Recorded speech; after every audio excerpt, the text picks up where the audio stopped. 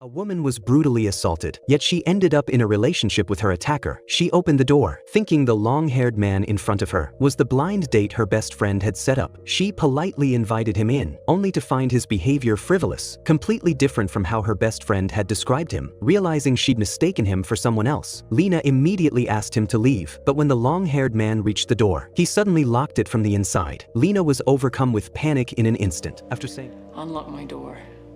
Okay, you need to leave, like right now, or I'm calling the police. You're not calling anybody.